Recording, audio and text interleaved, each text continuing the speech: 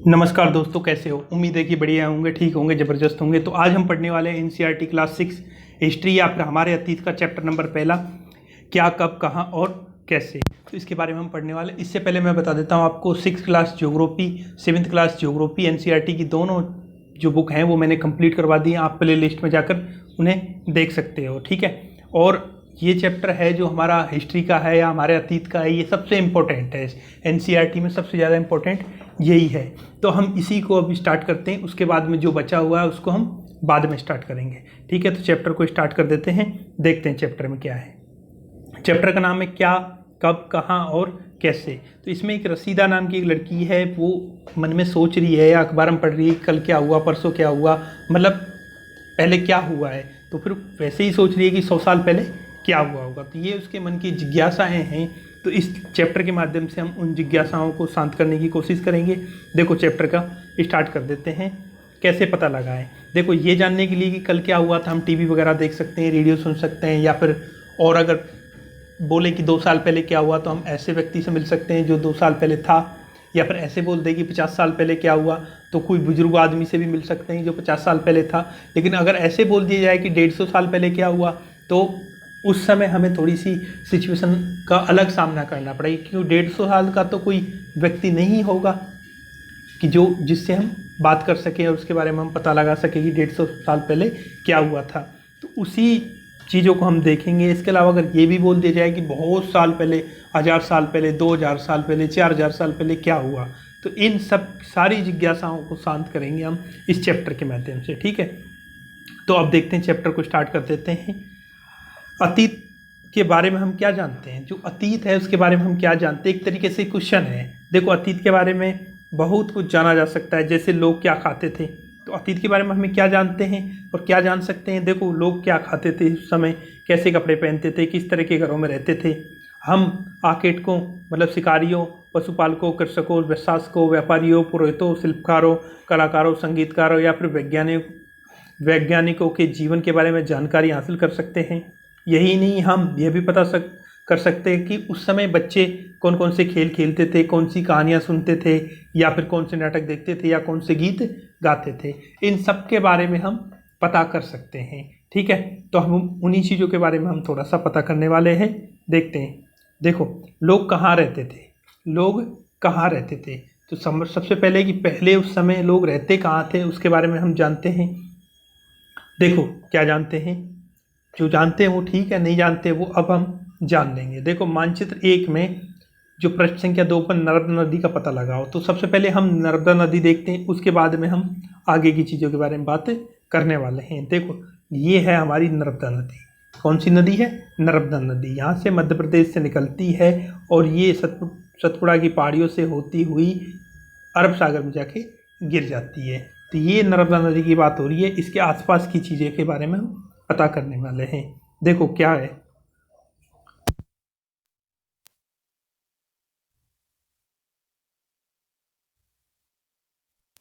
कुछ कुशल संग्राहक थे जो आसपास के जंगलों की विशाल संपदा से परिचित थे। अपने भोजन के लिए वे जड़ों, फलों, जंगल के अन्य उत्पादकों का यहीं से संग्रह किया करते थे। वे जानवरों का शिकार भी करते थे। देखो, यहाँ के बारे में बात करते हैं, यहाँ पर कि कई लाख वर्ष पहले लोग रहते थे यहाँ पर, या तब से लोग रह रहे हैं। और ये करते क्या थे?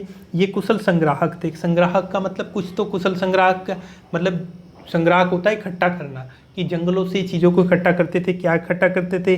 जड़ों को करते थे, फलों को करते थे, या जंगल से अन्य उत्पादक जिनको वो खा सके। इसके अलावा वो शिकार भी करते थे। तो ये तो चीज़ होगी नर्मदा घाटी की, ठीक है। यहाँ पर कृषि का कोई मेंशन नहीं है, मतलब यहाँ पर खेती करने लग गए ऐसा कोई भी मेंशन नहीं हो रहा, ठीक है। अब हम बात करते हैं आगे सुलेमान और कृथर की पहाड़ियों की। तो अब देखते हैं हम, सुलेमान और कृथर की पहाड़ियों का पता लगाओ। तो यहाँ पर हमारी ये कृथर की पहाड़ी है, ये हमारी सुलेमान की पहाड़ी है। दोनों पहाड़ियाँ दिख गई। यहाँ के बारे में देखते हैं कि पहले क्या था। यहाँ पर इस क्षेत्र में कुछ ऐसे स्थान हैं जहाँ लगभग 8000 वर्ष पूर्व स्त्री पुरुषों ने मिलकर सबसे पहले गेहूँ तथा जौ जैसी फसलों का उपजाना आरंभ किया। तो ये इम्पोर्टेंट क्वेश्चन है कि लगभग 8000 वर्ष पूर्व जो गेहूँ और जौ को उपजाया गया था वो कहाँ उपजाया गया था? सुलेमान और कृथर की पहाड़ियों के आसपास, ठीक है। आगे देखो, उन्होंने भेड़ बकरी तथा गाय बैल जैसे पशुओं को पालतू बनाया। कौन कौन से जानवर थे? भेड़ बकरी थी, गाय बैल थे, ये जानवर थे जिनको उन्होंने पालतू बनाया। ये लोग गाँव में रहते थे। ये लोग कहाँ रहते थे? गाँव में रहते। ठीक है, अब देखो आगे हम अगला टॉपिक है हमारा गारो तथा मध्य भारत में विंध्य की पहाड़ियाँ।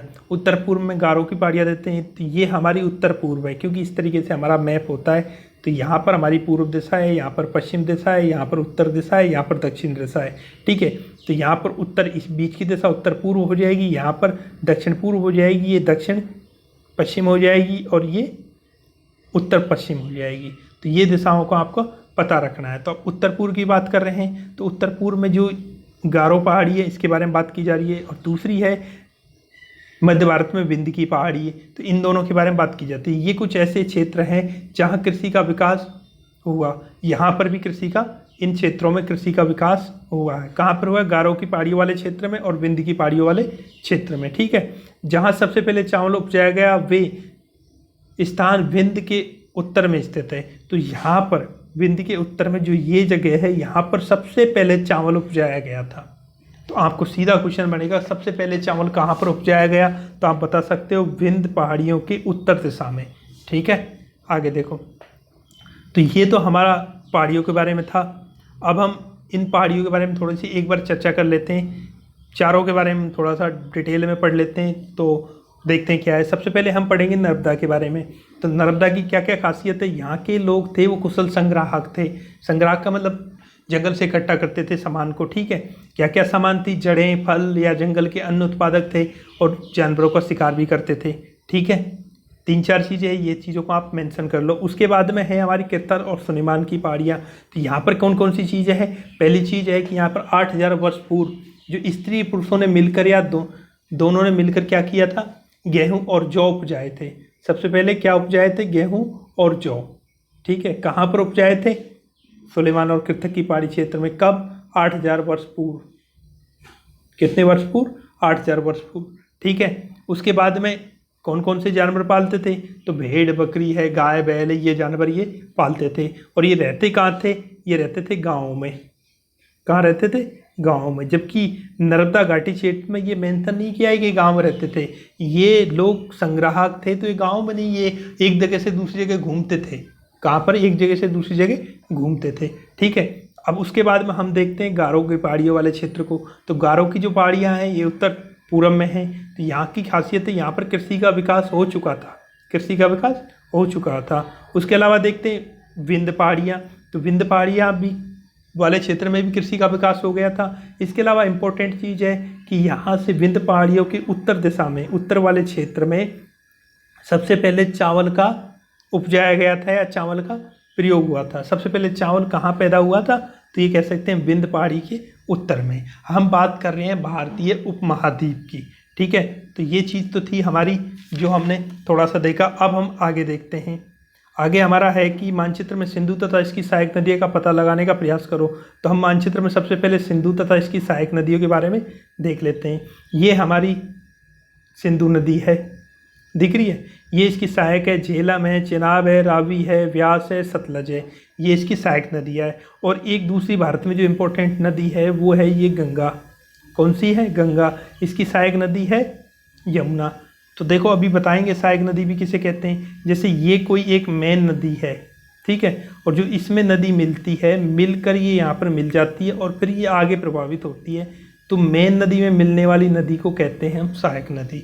ठीक है, तो दोनों के बारे में पता चल गया। अब देखो उन दोनों के बारे में थोड़ा डिटेल से जान लेते हैं। जो हमारी नदी है कौन सी? सिंधु और उसकी सहायक, वहाँ पर 4700 वर्ष पूर्व, 4700 वर्ष पूर्व इन्हीं नदियों के किनारे कुछ आरंभिक नगर बसे थे। कौन से नगर बसे थे? आरंभिक नगर। सबसे पहले इन्हीं नदियों के किनारे, कौन सी? सिंधु तथा उसकी सहायक नदी। तो आरंभिक नगर थे वो कौन से थे? वो थे हमारे सिंधु सभ्यता वाले, या फिर सिंधु घाटी सभ्यता, या फिर हड़प्पा सभ्यता के जो नगर थे वो 4700 वर्ष पूर्व सिंधु तथा इसकी सहायक नदियों के किनारे बसे थे।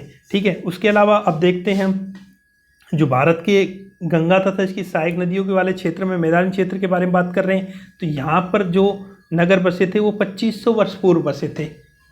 गंगा तथा इसकी सहायक नदियाँ तथा जो समुद्री तटवर्ती इलाका है वहाँ पर 2500 वर्ष पहले नगर बसे थे। अब 2500 वर्ष पहले नगर बसे थे, यहाँ पर सिंधु घाटी सभ्यता में 4700 वर्ष। अब एक चीज़ और बता देता हूँ मैं आपको, हमने यहाँ पर जो हमारा आधार वर्ष है वो 2000 ईस्वी लिया है, मतलब हम बात कर रहे हैं 2000 से। कब से बात कर रहे हैं? 2000 से, ठीक है। आज 2020 से हम बात नहीं कर रहे। तो 4700 वर्ष का मतलब 2700, 2000 इसमें से निकाल देंगे तो 2700 ईस्वा पूर्व, ठीक है। इसमें से 2000 निकालेंगे तो लगभग 500 ईसा पूर्व हमारे गंगा या उसके इलाके में नगर बसे थे, ठीक है। आगे देखो, गंगा तथा इसकी सहायक नदी सोन का पता लगाओ। देखो, गंगा तथा इसकी सहायक नदी सोन के बारे में देख लेते हैं। ये देखो, यहाँ नीचे से जो ये नदी आ रही है ये गंगा की सहायक नदी है। ये गंगा यहाँ से इस तरीके से निकल रही है, ये गंगा में मिल जाती है, तो इसको कहते हैं हम सोन नदी, ठीक है। आगे देखो, तो सोन नदी के बारे में देख लिया हमने, सोन नदी कहाँ पर है। आगे देखो, गंगा के दक्षिण में इन नदियों के आसपास का क्षेत्र प्राचीन काल में मगध, वर्तमान बिहार के नाम से जाना जाता है। जो इन सोन नदियों के आसपास का क्षेत्र था उसको प्राचीन काल में मगध कहते थे, तो आजकल हम उसको बिहार का नाम से भी जानते हैं। इसके शासक बहुत शक्तिशाली थे और उन्होंने एक विशाल राज्य स्थापित किया। देश के अन्य हिस्सों में भी ऐसे राज्यों की स्थापना हुई थी, मतलब तो सबसे विशाल साम्राज्य स्थापित किया था मगध में, और यहाँ के शासक भी बहुत ज़्यादा शक्तिशाली थे। लोगों ने सदैव उपमहाद्वीप के एक हिस्से से दूसरे हिस्से तक यात्राएं की। तो लोगों ने उपमहाद्वीप के, जो हमारा भारतीय उपमहाद्वीप है, देखो ये जो चित्र दे रखा है ये पूरा ही भारतीय उपमहाद्वीप है। जो उपमहाद्वीप क्यों कहते हैं? क्योंकि ये एरिया में इतना बड़ा है कि एक महाद्वीप की तरह है। किसकी तरह है? महाद्वीप की तरह है।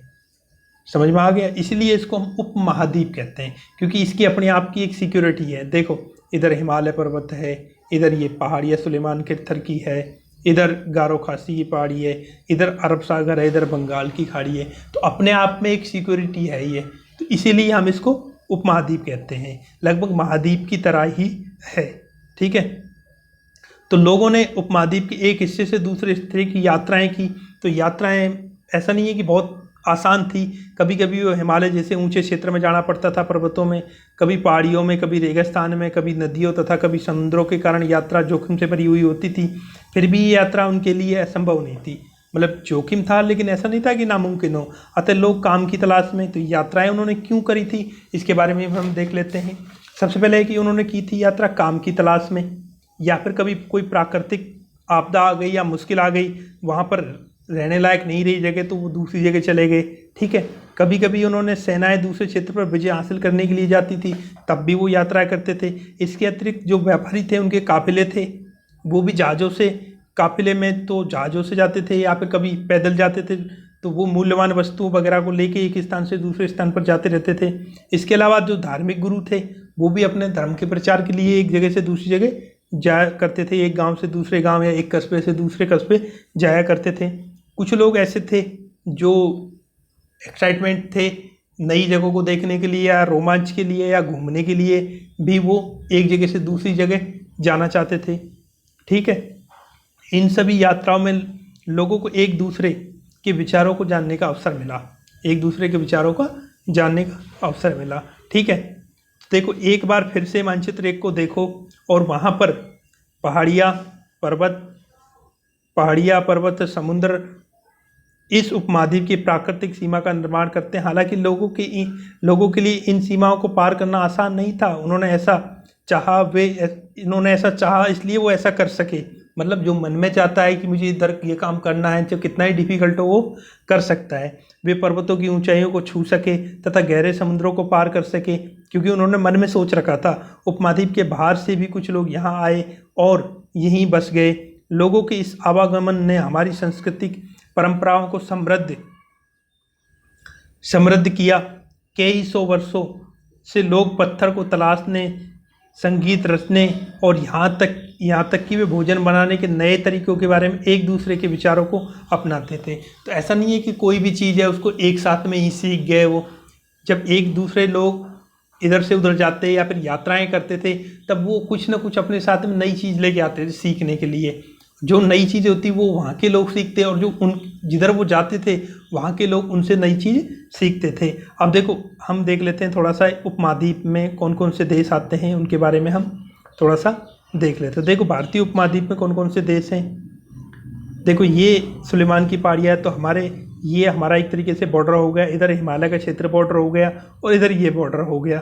ठीक है, तो भारतीय उपमहाद्वीप में कौन कौन से देश आ रहे हैं। पाकिस्तान आ रहा है, भारत आ रहा है, नेपाल आ रहा है, भूटान आ रहा है, ठीक है, बांग्लादेश आ रहा है और नीचे हम देखेंगे तो ये श्रीलंका आ रहा है। तो ये हमारे भारतीय उपमहाद्वीप या आप कहते हैं कि दक्षिणी एशिया के हिस्सा है। ठीक है, आगे देखो, अब हम देखते हैं आगे हमारा अगला है कि देश का नाम। तो हमारे देश का नाम किस तरीके से पड़ा उसके बारे में भी हम थोड़ा सा जान लेते हैं, क्योंकि पेपरों में ये भी पूछा जाता है कि हमारे देश का नाम क्या है और किस तरीके से ये नाम पड़ा है। अपने देश के लिए हम प्राय इंडिया या भारत जैसे नामों का प्रयोग करते हैं, बिल्कुल ठीक है। इंडिया सब इंडस से निकला है, जिसे संस्कृत में सिंधु कहा जाता था। अपने एटलस में ईरान तथा यूनान का पता लगाओ। लगभग 2500 वर्ष पूर्व उत्तर पश्चिम की ओर से आने वाले ईरानियों और यूनानियों ने सिंधु को हिंदोस अथवा इंदोस और इस नदी के पूर्व में स्थित भूमि को इंडिया कहा। भारत नाम का प्रयोग उत्तर पश्चिम में रहने वाले लोगों के एक समूह के लिए किया जाता था। इस समूह का उल्लेख संस्कृत की आरंभिक लगभग 3500 वर्ष पुरानी कृति ऋग्वेद में भी मिलता है। बाद में इसका प्रयोग देश के लिए होने लगा।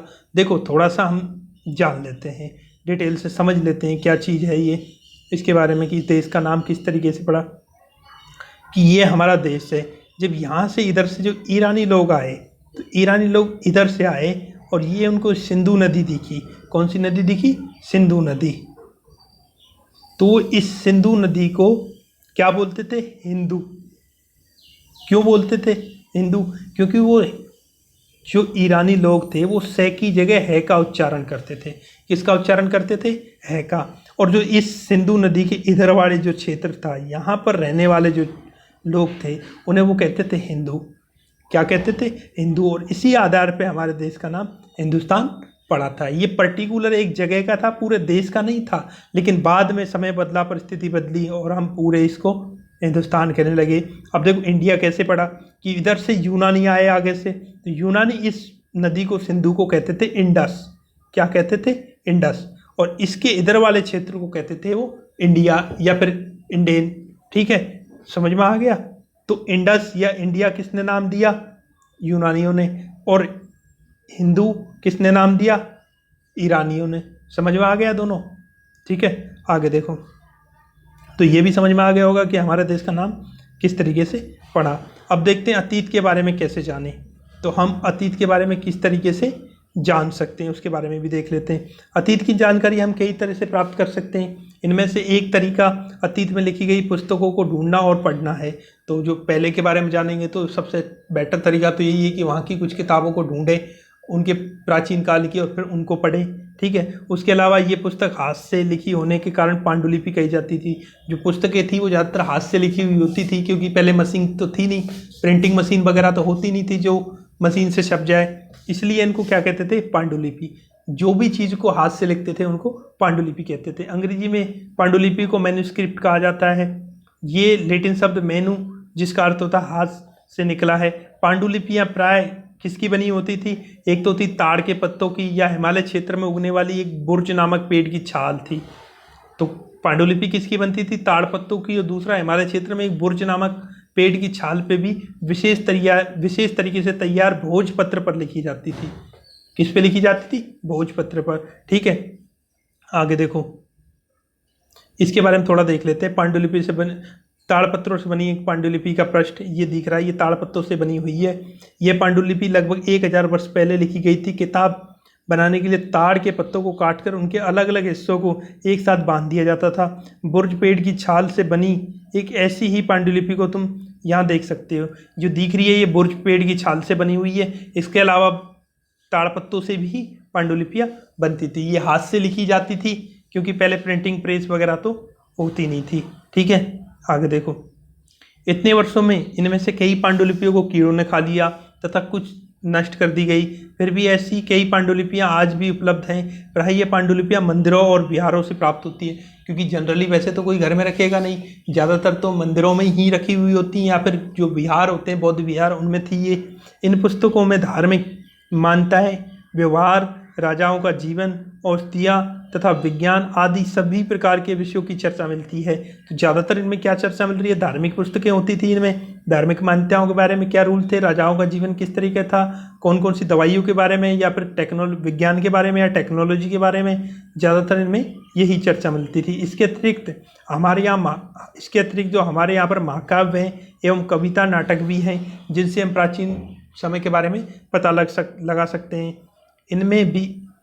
इनमें से कई संस्कृत में लिखे मिलते हैं, जबकि अन्य प्राकृत तथा तमिल में हैं। तो इनमें से जो महाकाव्य हैं या फिर बहुत से जो हमारा प्राचीन ग्रंथ हैं, ज़्यादातर संस्कृत में लिखे मिलते हैं, जबकि बहुत से प्राकृतिक भाषा में और तमिल में हैं। जो प्राकृतिक भाषा थी उसका प्रयोग आम लोग करते थे। आम लोग किसका प्रयोग करते थे पहले के टाइम पे? प्राकृत का। और जो खास लोग थे या फिर पढ़े लिखे लोग थे या फिर और लोग थे, वो किसका प्रयोग करते थे? संस्कृत का। तो क्वेश्चन सीधा सा आएगा कि जो उस वक्त आम लोग किस भाषा का प्रयोग करते थे, तो आप बता सकते हो प्राकृत। और जो पढ़े लिखे लोग थे वो संस्कृत भाषा का प्रयोग करते थे, क्योंकि संस्कृत भाषा को एक डिफ़िकल्ट कह सकते हो या फिर एक पढ़े लिखों की भाषा भी बोल सकते हो, वो समझा जाता था उस वक्त। ठीक है, आगे देखो और किससे हम पता लगा सकते हैं? हम अभिलेखों का भी अध्ययन कर सकते हैं। जितने भी अभिलेख हैं उनका भी हम अध्ययन करके प्राचीन काल के बारे में जान सकते हैं। ऐसे लेख पत्थर अथवा धातु जैसी अपेक्षाकृत कठोर सतहों पर उत्कीर्ण किए जाते। तो अभिलेख थे वो या तो पत्थर पे या फिर कोई ऐसी कठोर धातु हो, जैसे लोहा वगैरह की चीज़ें हों या फिर और कोई तांबा पीतल की हो, तो उस पे लिखे जाते हैं, जो कि वर्षों रहे या सालों साल खराब ना हो। कभी कभी शासक अथवा अन्य लोग अपने आदेशों को इस तरह उत्कीर्ण करवाते ताकि लोग उन्हें देख सके, पढ़ सके तथा उनका पालन कर सके। कुछ अन्य प्रकार के अभिलेख भी मिलते हैं जिनमें राजाओं तथा रानियों सहित अन्य स्त्री पुरुषों ने भी अपने कार्यों का विवरण उत्कीर्ण करवाए हैं। उदाहरण के लिए शासक लड़ाइयों में अर्जित विजयों का लेखा जोखा भी रखते थे, वो इन्हीं पर वो ज़्यादातर लिखते थे। इसके अतिरिक्त अन्य कई वस्तुएं अतीत में बनी और प्रयोग में लाई जाती थी। ऐसी वस्तुओं को अध्ययन करने वाला व्यक्ति को पुरातत्वविद कहलाता है। जो पुरातत्व शास्त्री होता है वो प्राचीन कालों का ही, जो प्राचीन काल में जो चीज़ें बनी हुई होती हैं, जिस तरीके से किस तरीके के बर्तन हैं, सामान है या फिर और खाने का सामान है, जानवरों की हड्डी है, उन सब का जो निरीक्षण करता है, उनके द्वारा उन चीज़ों को पता लगाता है, उसे हम पुरातत्वविद कहते हैं। पुरातत्वविद पत्थर तथा ईंट की बनी इमारतों के अवशेषों, चित्रों तथा मूर्तियों का अध्ययन करते हैं। वे औजारों, हथियारों, बर्तनों, आभूषणों तथा सिक्कों की प्राप्ति की छानबीन तथा खुदाई भी करते हैं। इनमें से कुछ वस्तुएं पत्थर, कुछ पकी मिट्टी तथा कुछ धातु की बनी हो सकती हैं। ऐसे तत्व कठोर तथा जल्दी नष्ट नहीं होने वाले हो। मतलब ज़्यादातर चीज़ें बनी हुई होती हैं वो कठोर चीज़ों की होती है, कोई पत्थर की होती है या पक्की मिट्टी की होती है या फिर कोई धातु की होती है, जिससे कि वो जल्दी नष्ट ना हो। ठीक है, इसके अलावा पुरातत्वविद जानवरों तथा चिड़ियों तथा मछलियों की हड्डियों को भी ढूंढते हैं। इससे उन्हें यह जानने में मदद मिलती है कि लोग उस समय क्या खाते थे। जब हड्डियों को देखेंगे तो पता लगा लेंगे कि लोग क्या खाते थे। ठीक है, वे वनस्पतियों के अवशेष मिलना बहुत मुश्किल होता है, क्योंकि जो वनस्पति होते हैं वो सॉफ्ट होते हैं, एक तरीके से गेहूँ है, चावल है या फिर पेड़ पौधे हैं, अगर वो इतने साल तो टिक नहीं पाएंगे क्योंकि वो जल्दी ही ख़त्म हो जाएंगे। ठीक है, यदि अन्न के दाने कब टिक सकते हैं? यदि अन्न के दाने या लकड़ी के टुकड़े जल जाएं तो वो काफ़ी समय तक बचे रह सकते हैं, तो जले हुए बचे रह सकते हैं। ठीक है, तो अन्न के दाने या लकड़ी के टुकड़े जल जाएं तो हो सकता है 1000, 2000, 5000 साल तक रह सकते हैं। जबकि अगर अन्न वैसे ज़मीन में डालोगे तो 4 दिन में नहीं तो 10 दिन में वो खराब हो लेगा। ठीक है, अब आगे देखो, पांडुलिपियों, अभिलेखों तथा पुरातत्व से ज्ञात जानकारियों के लिए इतिहासकार प्राय स्रोत शब्द का प्रयोग करते हैं। किसका प्रयोग करते हैं? स्रोत का।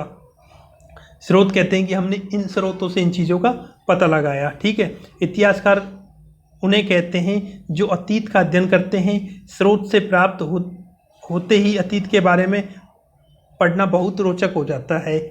ठीक है, क्योंकि इन स्रोतों की सहायता से हम धीरे धीरे अतीत का पुनर्निर्माण करते हैं। अतः इतिहासकार तथा पुरातत्वविद उन जासूसों की तरह होते हैं जो इन सभी स्रोतों का प्रयोग सुराग के रूप में कर अतीत को जानने का प्रयास करते हैं। स्रोत का मतलब होता है कि जो भी अवशेष होते हैं उनको ये स्रोत बोलते हैं, इतिहासकार होते हैं। तो ये जितने भी अवशेष होते हैं या जितने भी सुराग होते हैं या स्रोत होते हैं, उनको ये एक तरीके से जासूस की तरह काम करते हैं और बारीकी से उनका निरीक्षण करते हैं, उसके बारे में फिर हमें बताते हैं। ठीक है, आगे देखो। उससे पहले हम यहाँ पर एक छोटी सी चीज़ है वो हमारी रह गई थी, उसके बारे में थोड़ा सा हम जान लेते हैं। यहाँ पर एक लगभग ये अभिलेख है जो कि अशोक का है, लगभग 2250 वर्ष पुराना अभिलेख है ये अफगानिस्तान के कांधार में प्राप्त हुआ है। यह अभिलेख अशोक नामक एक शासक के आदेश पर उत्तीर्ण करवाया गया था। इस शासक के विषय में तुम अध्याय 8 में पढ़ोगे। जब हम कुछ लिखते हैं तब हम किसी लिपि का प्रयोग करते हैं। जब कोई भी चीज़ लिखते हैं तो हम लिपि होती है, क्योंकि ये हिंदी है, ये भी एक लिपि है, जैसे इसको बोलते हैं देवनागरी लिपि। लिपियाँ अक्षर अथवा संकेतों की बनी हुई होती हैं, क्योंकि ये भी अक्षरों की बनी हुई है। ठीक है, जब हम कुछ बोलते हैं अथवा पढ़ते हैं तब हम एक भाषा का प्रयोग करते हैं। जो लिखी हुई चीज़ होती है उसे बोलते हैं हम लिपि, लेकिन जब किसी चीज़ को हम पढ़ें या फिर कोई बोले तो उसे हम एक भाषा का नाम देते हैं। यह अभिलेख इस क्षेत्र में प्रयुक्त होने वाली यूनानी तथा आर्यमाइक नामक 2 विभिन्न लिपियों तथा भाषाओं में है। तो ये जो कांधार में मिला है अशोक का अभिलेख, ये कौन सी लिपि है? यूनानी और आर्यमाइक। तो ये आपको ध्यान रखना है कि कांधार में मिले अब से जो अभिलेख है उसकी लिपि कौन सी है? यूनानी और आर्यमाइक है। ठीक है, तो ये तो हमारा था। आगे हम फिर देखते हैं आगे, अतीत एक या अनेक। तो अतीत एक है या अनेक है? अतीत का शब्द ही अपने आप में बहुवचन होता है। अतीत का शब्द ही क्या होता है? बहुवचन। चलो देख लेते हैं। क्या तुमने इस पुस्तक के शीर्षक हमारे अतीत पर ध्यान दिया? यहाँ अतीत शब्द का प्रयोग बहुवचन के रूप में किया है। बिल्कुल किया गया है। ऐसा इस तथ्य की ओर ध्यान देने के लिए किया गया है कि अलग अलग समूह के लोगों के लिए अतीत के अलग अलग मायने। उदाहरण के लिए पशुपालकों अथवा कृषकों का जीवन राजाओं तथा रानियों के जीवन से तथा व्यापारियों के जीवन, शिल्पकारों के जीवन से बहुत भिन्न था। मतलब जिनका भी जीवन था, क्योंकि अतीत है वो सबका है। तो यहाँ पर ये नहीं है पर्टिकुलर राजा का ही अतीत है। तो यहाँ पर देखो, राजाओं का और रानियों का, पशुपालकों का या फिर किसानों का या व्यापारियों का, इन सबका जीवन था वो एक तरीके से सबका भिन्न भिन्न था। कैसा था? भिन्न भिन्न, मतलब अलग अलग था। जैसा कि हम आज भी देखते हैं, उस समय भी देश के अलग अलग हिस्सों में लोग अलग अलग व्यवहारों तथा रीति रिवाजों का पालन करते थे। आज भी बिल्कुल अलग अलग करते हैं। आप पंजाब में जाओगे अलग मिलेगा, हरियाणा में अलग मिलेगा, राजस्थान में अलग मिलेगा, साउथ इंडिया में अलग मिलेगा, नॉर्थ ईस्ट में भी थोड़ा अलग मिलेगा। तो ये आज जैसे उस समय भी सेम सिचुएशन ऐसी ही थी। ठीक है, उदाहरण के लिए आज अंडमान निकोबार द्वीप के अधिकांश लोग अपना भोजन है वो मछलियाँ पकड़कर या शिकार करके या फल फूल संग्रह के द्वारा प्राप्त करते हैं। देखो, इसका उदाहरण को इस तरीके से देख लेते हैं कि लोगों का जीवन भिन्न कैसे था। कि हम अंडमान निकोबार की बात करते हैं कि वहाँ पे आज भी लोग क्या करते हैं कि मछलियाँ पकड़ते हैं, जानवरों का शिकार करते हैं, या जंगल से या जो भी जड़ी है या फिर जड़ है या खाने के लिए वहीं से इकट्ठा करते हैं। जबकि इसके अलावा हम जाएंगे दिल्ली मुंबई तो वहाँ की बिल्कुल डिफरेंट कल्चर हो जाएगा। तो उसी प्रकार उस समय भी सिचुएशनें अलग अलग थी और भेदभाव, मतलब भेद अलग था, भेदभाव नहीं, मतलब अलग अलग संस्कृति थी, अलग अलग चीज़ें थी। ठीक है, इसके अतिरिक्त एक अन्य तरह का भेद है। तो वो कौन सा भेद है? उस समय शासक अपनी विजयों का लेखा जोखा रखते थे। यही कारण है कि हम उन शासकों तथा उनके द्वारा लड़ी जाने वाली लड़ाइयों के बारे में काफ़ी कुछ जानते हैं। जबकि शिकारी, मछुआरे, संग्राहक, कृषक अथवा पशुपालक जैसे आम आदमी प्राय अपने कार्यों का लेखा जोखा नहीं रखते थे। देखो, इसको इस तरीके से समझो कि इसके अलावा एक भेद और है। भेद ये है कि उस समय जो राजा वगैरह थे तो वो अपनी विजयों का या लेखा जोखा रखते थे या सारी चीज़ों की डिटेल रखते थे, इसलिए हम उनके बारे में जानते हैं कि अशोक कब राजा बना था, उसने क्या किया था, क्या नहीं किया था। लेकिन उस समय के जो अशोक के समय का कोई मछुआरा था या शिकारी था या फिर कृषक था या संग्राहक था या पशुपालक था, तो वो उस समय अपना कोई लेखा जोखा तो उसका होता नहीं था, वो ना ही कोई लेखा जोखा लिखता था। तो उसके बारे में हम कैसा पता लगा सकते हैं? तो उसके बारे में पता लगाने के लिए तो हमें बेसिक लेवल पे जाना पड़ेगा, तभी हम उन चीज़ों की पता कर सकते हैं कि वहाँ की चीज़ें, पुरातत्वविद वहाँ कुछ चीज़ देखोगे, आम जन की भाई किस तरीके लोग खाते थे, हड्डियाँ वगैरह देखेंगे तो क्या खाते थे, शाकाहारी थे, मांसाहारी थे, क्या क्या यूज करते थे, तब हम उनका पता लगा सकते हैं। ठीक है, अब देखते हैं तिथियों का मतलब। तो ये तो था हमारा चैप्टर। अब इसमें हम देखते हैं तिथि या डेट के बारे में देख लेते हैं। तिथियों का मतलब, अगर कोई तुमसे तिथि के विषय में पूछे तो तुम शायद उस दिन की तारीख, माह जैसे बता सकते हो कि आज 27 तारीख है और जुलाई है 2020 है। आज की पूछ रहे तो आज की हम बता देंगे। इसी तरह कोई वर्ष, कोई और वर्ष के बारे में पूछेगा तो भी आप बता दोगे। वर्ष की ये गणना ईसाई धर्म प्रवर्तक ईसा मसीह के जन्म तिथि को जाती है। जो हम ये जो गणना करते हैं आज, ये जो ईसाई धर्म प्रवर्तक है, मतलब ईसा मसीह के जन्म से हम इसको काउंटिंग करते हैं। ठीक है, अतः 2000 वर्ष पहले का कहने का तात्पर्य यह है कि ईसा मसीह का जन्म 2000 वर्ष पहले, वर्ष के बाद से है। समझ में आ गया। ईसा मसीह के जन्म के पूर्व की सभी तिथियां, ईसा पूर्व, जो यहाँ पर हम इस तरीके से समझ लेते हैं इसको कि ये हमारा यहाँ पर 2020 है। ठीक है, यहाँ पर 2010 है। इस तरीके से यहाँ पर कभी न कभी तो 1000 रहा होगा और यहाँ पर ये 0 हो गया या 1 हो गया। ठीक है, उसके बाद 1 2 1 2 1 2, यहाँ 2020 तक चीज़ें आई। लेकिन ऐसा नहीं है कि जब ईसा मसीह यहाँ पर पैदा हो गया, ईसा मसीह यहाँ पर 0 पे पैदा होगा, 0 ईस्वी में पैदा हो गया, तो ये नहीं कि उसका पिताजी नहीं होंगे या फिर उसके दादा नहीं होंगे, बिल्कुल होंगे। तो उससे 50-100 साल पहले पैदा हुए होंगे। समझ में आ गया। तो जो ईसा मसीह का जो जन्म हुआ उसके बाद की तारीख को बोलते हैं हम ईसवी। ठीक है, उससे पहले की चीज़ को बोलते हैं ईसवी पूर्व। समझ में आ गया। जैसे अशोक का जन्म, अशोक के बारे में जान लेते हैं कि अशोक 500 साल है पहले है। तो यहाँ से हम देखेंगे कि आज से हम काउंटिंग करेंगे यहाँ से कि 2000 साल तो हमारी ये हो गई, 500 साल ईसा पूर्व लिखा हुआ है अशोक का जन्म। एक बता नहीं रहा मैं, बिल्कुल डेट नहीं बता रहा, मैं एक एग्जाम्पल दे रहा हूँ। तो हम यहाँ देखेंगे 2000 वर्ष तो यहाँ पे हो गई, 500 यहाँ हो गई, तो लगभग कितना हुआ, 2500 वर्ष पूर्व। समझ में आ गया। तो इस तरीके से जो ईसा मसीह का जन्म हुआ है उससे पहले की डेट अगर आएगी तो हम ईसा पूर्व लिखेंगे और बाद की आएगी तो हम उसको ईसवी मानेंगे। ठीक है, आगे देखो। अब हम थोड़ा सा इतिहास और तिथियों के बारे में भी थोड़ा सा हम देख लेते हैं। देखो, अंग्रेजी में बीसी को बोलते हैं ईसा पूर्व। ठीक है, इसका मतलब होता है बिफोर क्राइस्ट। क्या होता है? Before Christ. समझ में आ गया। कभी कभी तुम तिथियों के पहले एडी का मतलब होता है ईसवी। तो दो तरीके से हुए, सिंपल सा देखो, यहाँ ईसा मसीह का जन्म हुआ, यहाँ पर 2020 चली गई। ठीक है, अगर ईसा मसीह का जन्म है यहाँ पर, इससे जो पहले की चीज़ है उसे हम ईसा पूर्व बोलते हैं। क्या बोलते हैं? ईसा पूर्व। उसको बोलते हैं बीसी, अंग्रेजी में बोलते हैं बीसी। ठीक है, बीसी का मतलब होता है बिफोर क्राइस्ट, मतलब ईसा मसीह के जन्म से पहले। ठीक है, और उसके बाद को बोलते हैं हम ईसवी। क्या बोलते हैं? ईसवी। तो उसको हम लिखते हैं एडी। क्या लिखते हैं?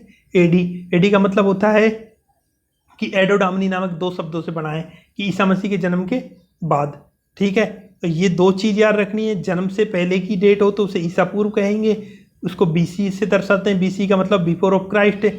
और फिर अगर जन्म के बाद की तारीखें हों तो उसे हम ईसवी बोलते हैं। ईसवी का मतलब होता है एडी। अगर ये हम एडी लिखते हैं, एडी का मतलब एडाडोमिनी नामक दो लैटिन शब्दों से बना है, जिसका तात्पर्य होता है ईसा मसीह के जन्म से बाद की चीज़ें। ठीक है, तो ये हमारा चैप्टर था। उम्मीद है कि आपको समझ में भी आया होगा और चीज़ों के बारे में पता भी चला होगा। इस चैप्टर के कम से कम नहीं तो मुझे लग रहा है कि 50 इंपॉर्टेंट क्वेश्चन बनेंगे। उन क्वेश्चनों को भी हम डिस्कस करेंगे, सबको यहीं पर डाल दिया जाएगा। आपको उन क्वेश्चनों को देखना जरूर है, क्योंकि मैं इतना बता देता हूँ कि हिस्ट्री सबसे इम्पोर्टेंट है और इसमें से लगभग 1 से 2 क्वेश्चन बनता है, क्योंकि ये चैप्टर इतना इंपॉर्टेंट था। एक क्वेश्चन की तो मैं गारंटी देता हूँ, अगर मैं यहाँ पर आधा घंटा कवर कर रहा हूँ और आधा घंटा में अगर एक चैप्टर आपका बन रहा है तो उसमें मुझे नहीं लगता कि एक क्वेश्चन, आधा घंटा पढ़ने में अगर एक क्वेश्चन आपको मिल जाता है तो कोई बुराई होगी या कोई घाटे का सौदा होगा। तो ठीक है दोस्तों, देखते रहिए। धन्यवाद।